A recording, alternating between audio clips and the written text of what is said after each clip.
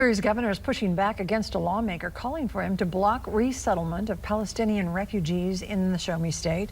The governor says Missouri doesn't have a say where refugees can go or not go. Joe McLean has more on the story. We do not have the confidence that the Biden administration will thoroughly vet them.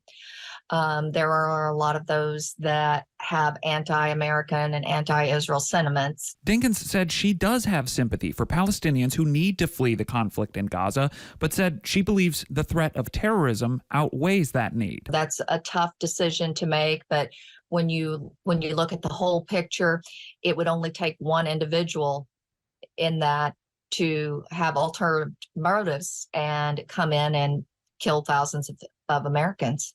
To everyone's best knowledge, there has not even been any conversation around refugees resettling within the state of Missouri. Naveen Ayesh works with the Missouri chapter of American Muslims for Palestine. She says Dinkins' concern about radicalized refugees doesn't make sense because any Palestinian who is sympathetic to Hamas would be more motivated to stay in Gaza and not resettle. And the only answer that makes sense, honestly, is racism and hateful rhetoric, unfortunately. While the U.S. does accept refugees from other countries, the process usually takes years. The U.S. State Department says in the past decade, fewer than 600 Palestinians have come to the U.S. as refugees. Governor Parson called the memo misguided and said there's a difference between Palestinians and the Hamas terrorist group. In Jefferson City, Joe McLean, KY3 News.